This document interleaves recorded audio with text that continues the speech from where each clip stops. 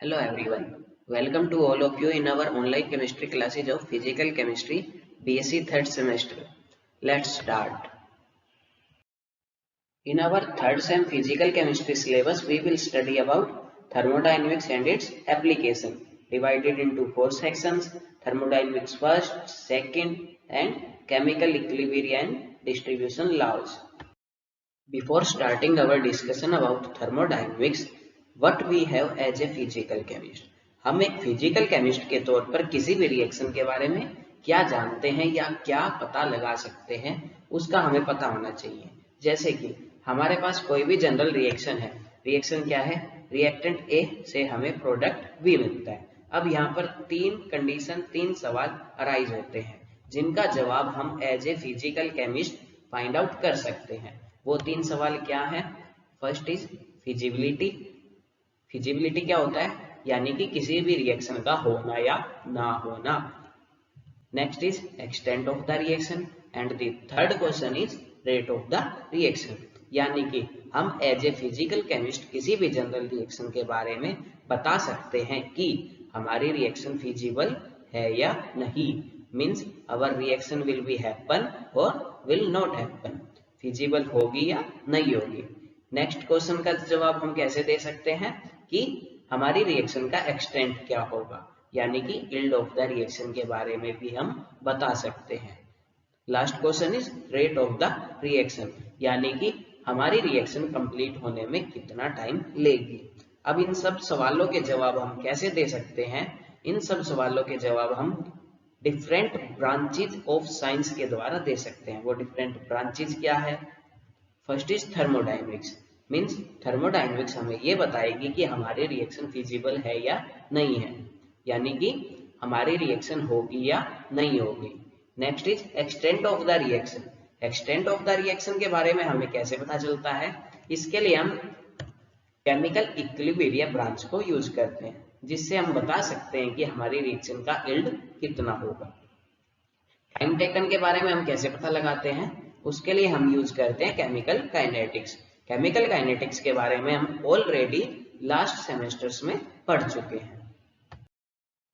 Before starting our journey to thermodynamics, तीन सवाल हमारे दिमाग में आते हैं। वो तीन सवाल क्या है कि थर्मोडायनेमिक्स क्या है, थर्मोडायनेमिक्स को हम क्यों पढ़ रहे हैं, थर्मोडायनेमिक्स हम पढ़ रहे हैं तो हम कैसे इसे पढ़ेंगे या कैसे इसे समझेंगे, यानी कि व्हाट, व्हाई एंड हाउ। कि what is thermodynamics, why we are reading और why we are studying about thermodynamics, and how we will study thermodynamics. Thermodynamics क्या है, इसकी डेफिनेशन क्या है, ये हम आगे पढ़ेंगे। Why we are studying thermodynamics means what is the core area of thermodynamics। Thermodynamics की हमारी डेली लाइफ में क्या इंपॉर्टेंस है। इसके अलावा हम ये भी पढ़ेंगे कि थर्मोडायनेमिक्स में क्या क्या लिमिटेशंस हैं। Next is how we will study about thermodynamics. इसके लिए कुछ बेसिक अंडरस्टैंडिंग लॉ दिए गए हैं। वो लॉ कौन से हैं? Zeroth law, first law, second law and third law. और थर्मोडायनेमिक्स की कुछ टर्मिनोलॉजी है, उसके बारे में भी हम स्टडी करेंगे, एंड थर्मोडायनेमिक्स टूल्स के बारे में भी स्टडी करेंगे। तीन बेसिक टूल कौन कौन से हैं? यूनिट कन्वर्जन, हमें यूनिट कन्वर्जन के बारे में पता होना चाहिए, थर्मोडायनेमिक स्क्वायर के बारे में पता होना चाहिए, एंड साइक्लिक रूल के बारे में पता होना चाहिए। So students, today we will discuss about introduction of thermodynamics, यानी कि हम आज ये पढ़ेंगे कि what is thermodynamics, यानी कि definition of the thermodynamics, and why we are studying about thermodynamics, कि thermodynamics का core area क्या है और उसकी हमारी daily life में importance क्या है। इसके अलावा उसकी limitations के बारे में भी हम study करेंगे। हीट हमारे पास दो तरह से होती है। सबसे पहले या तो हीट हमारे पास स्टोर्ड हो, हीट हमारे पास स्टोर्ड हो, या फिर हीट हमारे पास मोशन में हो, या फिर हीट मूविंग हो। जब भी हम बात करते हैं हीट इज स्टोर्ड, यानी कि हम पढ़ रहे हैं उसकी थर्मोस्टेटिक्स के बारे में, और जब भी हम बात करते हैं हीट इन मोशन तो हम बात कर रहे हैं थर्मोडायनेमिक्स के बारे में। हमारे सिलेबस में थर्मोडायनेमिक्स है, तो थर्मोडायनेमिक्स को हम स्टडी करते हैं, क्या उसकी साइंटिफिक डेफिनेशन है। So let's start. What is thermodynamics? Thermodynamics दो शब्द से मिलकर बना है। वो दो शब्द क्या क्या है? Thermo and dynamics. थर्मो कहाँ से आया है? Thermo comes from thermal.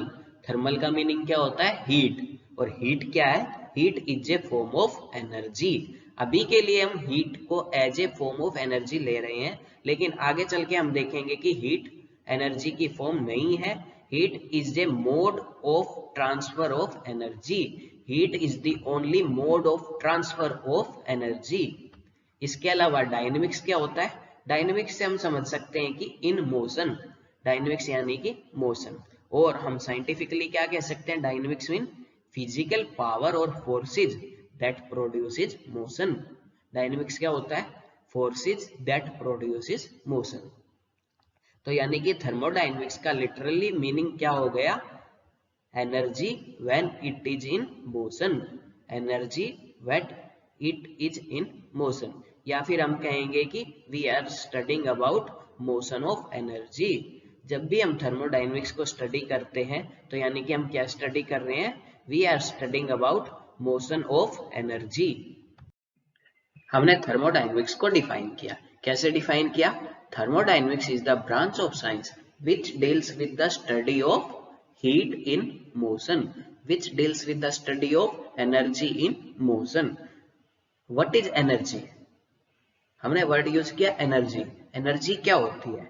Energy को हम कैसे डिफाइन कर सकते हैं?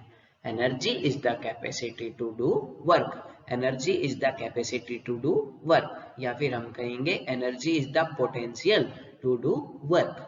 Depending upon work, energy may be of different types. यानी कि अलग अलग तरह के वर्क के लिए अलग अलग तरह की एनर्जी होती है, जिसे हम आगे पढ़ेंगे। एनर्जी हमारे पास दो तरह से होती है, या तो एनर्जी ऑन ए स्टेट या फिर energy in motion. Energy of A state की जब हम बात करते हैं, यानी कि हम बात कर रहे हैं फॉर्म्स ऑफ एनर्जी के बारे में। यानी कि हम बात कर रहे हैं फॉर्म्स ऑफ एनर्जी के बारे में। और वो फॉर्म्स क्या होती है? U, H, A and G. U is the internal energy, H is the enthalpy, A is the free energy and G is the Gibbs free energy। और जब भी हम बात कर रहे हैं एनर्जी इन मोशन की, यानी कि हम बात कर रहे हैं मोड्स के बारे में। मोड्स कौन से? Modes of the transfer of energy. हमारे पास दो तरह के मोड अवेलेबल होते हैं। वो दो तरह के मोड कौन कौन से हैं? Q and W। Q is the heat and W is the work। यानी कि एनर्जी ऑन ए स्टेट की जब भी हम बात कर रहे हैं, हमारे पास फॉर्म ऑफ एनर्जी होगी किसी भी स्टेट पर, कि इनिशियल स्टेट पर हमारी एनर्जी क्या है, या फिर हम कहें इनिशियल स्टेट पर हमारी इंटरनल एनर्जी क्या है, इनिशियल स्टेट पर हमारी फ्री एनर्जी क्या है, इस तरीके से। और जब भी हम बात करते हैं एनर्जी इन मोशन के बारे में, यानी कि हम बात कर रहे हैं हीट और वर्क के बारे में। क्योंकि अगर हम किसी सिस्टम पर काम कर रहे हैं या फिर किसी सिस्टम को हीट दे रहे हैं, यानी कि उधर एनर्जी इन मोशन है। यानी कि उधर एनर्जी इन मोशन है। हमें एक बात ध्यान रखनी है, जो हमने अभी स्टडी भी किया है, कि heat is not energy. Heat energy की फॉर्म नहीं है, बल्कि हीट क्या है? Heat is the mode of transfer of energy. Heat is the mode of transfer of energy. Different forms of energy and heat and work के बारे में हम आगे स्टडी करेंगे। उससे पहले हम जानते हैं कि डिफरेंट वर्क को करने के लिए एनर्जी भी डिफरेंट टाइप्स की होती है। देयर में भी mechanical energy, thermal energy, electrical energy, chemical energy, tidal energy, wind energy and nuclear energy. अभी हम थर्मोडायनेमिक्स में इन्हीं सब एनर्जी के इंटर कन्वर्जन के बारे में स्टडी करते हैं, कि डिफरेंट टाइप्स ऑफ एनर्जी कैसे अपने आप में, कैसे आपस में ट्रांसफॉर्म की जाती है। हम कैसे थर्मल एनर्जी से मैकेनिकल एनर्जी क्रिएट करते हैं, हम कैसे इलेक्ट्रिकल एनर्जी से मैकेनिकल एनर्जी क्रिएट करते हैं, या फिर न्यूक्लियर एनर्जी से हमें इलेक्ट्रिकल एनर्जी कैसे मिलती है। इन सब के बारे में हम थर्मोडायनेमिक्स में स्टडी करते हैं। अब जब हमने थर्मोडायनेमिक्स को जनरलाइज कर लिया है, तो हम थर्मोडायनेमिक्स को साइंटिफिकली डिफाइन कर सकते हैं। और वो डेफिनेशन क्या होगी? Now after when we knows the literal meaning of thermodynamics, we can define thermodynamics.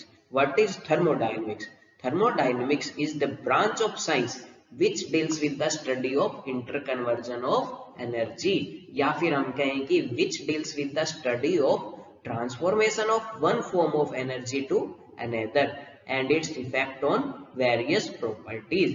यानी कि जब भी हम मैकेनिकल एनर्जी से इलेक्ट्रिकल एनर्जी प्रोड्यूस कर रहे हैं तो वो ट्रांसफॉर्मेशन कैसे होगी वो हम थर्मोडायनेमिक्स में स्टडी करते हैं, या फिर इस ट्रांसफॉर्मेशन से बाकी की प्रॉपर्टीज पर क्या असर पड़ेगा उसे भी हम थर्मोडायनेमिक्स में स्टडी करते हैं। इसके अलावा थर्मोडायनेमिक्स को अलग अलग तरीके से डिफाइन किया जा सकता है, जैसे कि thermodynamics is the branch of science which deals with the study of energy changes accompanying all types of physical and chemical processes and quantitative relationship between them। या फिर हम कहेंगे कि thermodynamics is the study of quantitative relationships between heat and other forms of energies। is the quantitative relationship between heat and other forms of energies। इसके अलावा हम ऐसा भी बोल सकते हैं कि thermodynamics is the study of energy interaction. Thermodynamics is the study of energy interactions. जब हम पढ़ चुके हैं कि थर्मोडायनेमिक्स क्या है उसकी डेफिनेशन के बारे में, तो हम नेक्स्ट बढ़ते हैं कि हम थर्मोडायनेमिक्स को क्यों पढ़ रहे हैं, हमारी डेली लाइफ में थर्मोडायनेमिक्स हमारी कैसे हेल्प करता है, यानी कि इंपॉर्टेंस ऑफ थर्मोडायनेमिक्स के बारे में। First, thermodynamics helps to predict the feasibility of a process. यानी कि थर्मोडायनेमिक्स किसी भी केमिकल या फिजिकल प्रोसेस के बारे में, थर्मोडायनेमिक्स किसी भी केमिकल या फिजिकल प्रोसेस के बारे में हमें ये प्रेडिक्शन देता है कि गिवन सेट ऑफ कंडीशन पर हमारी रिएक्शन होगी या नहीं होगी, that is whether the process would occur और not under the given set of condition. Next importance क्या है थर्मोडायनेमिक्स की, next to predict the yields of the product or extent of the reaction. Thermodynamics has given certain mathematical relations which will be helpful to predict the yield of the product. Next importance is to deduce some important generalization of physical chemistry, which are Raoult's law of vapor pressure, elevation in boiling point, depression in freezing point, and distribution laws, phase rule, law of chemical equilibrium. All these laws are the deduction or have been deduced from the thermodynamics. Next, limitation of thermodynamics. Thermodynamics के importance के बारे में हमने पढ़ लिया, लेकिन thermodynamics की इन सब एप्लीकेशंस के अलावा इसमें कुछ लिमिटेशंस भी हैं। वो लिमिटेशंस क्या है? Thermodynamics is a macroscopic science. Thermodynamics is a macroscopic science. या फिर हम कहें कि thermodynamics deals only with the macroscopic quantities. अब इस बात को समझिए कि कैसे thermodynamics सिर्फ macroscopic quantities के बारे में बात करती है, because it deals with the properties like temperature, pressure that are associated with the matter in bulk or associated with a group of atoms। ये हमें एटॉमिक लेवल पर नहीं बताती किसी भी प्रॉपर्टी के बारे में, बल्कि थर्मोडायनेमिक्स हमें सिर्फ ग्रुप ऑफ एटम्स के बारे में बताती है कि उसका टेम्परेचर क्या होगा, प्रेशर क्या होगा। ये एटॉमिक, मोलिकुलर या आयनिक लेवल पर बात नहीं करती। नेक्स्ट लिमिटेशन क्या है थर्मोडायनेमिक्स की? It doesn't tell anything about the time taken. यानी कि रिएक्शन की काइनेटिक्स के बारे में थर्मोडायनेमिक्स हमें नहीं बताती। हमारी रिएक्शन कितने टाइम में प्रोसीड होगी इस बारे में थर्मोडायनेमिक्स हमें कोई इंफॉर्मेशन नहीं देती। इसके बारे में हमें कहां से पता चलता है? केमिकल काइनेटिक्स से। नेक्स्ट लिमिटेशन क्या है? Thermodynamics concerns only with the initial and final state of A system.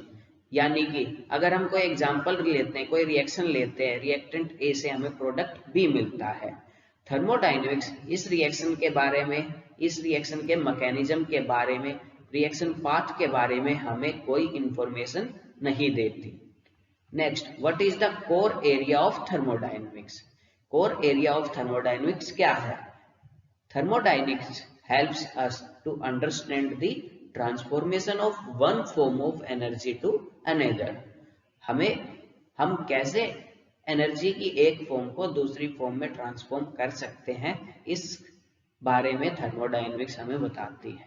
इसके अलावा हम इन ट्रांसफॉर्मेशंस की एफिशिएंसी को कैसे एनहांस कर सकते हैं, इस सब की इंफॉर्मेशन हमें थर्मोडायनेमिक्स देती है।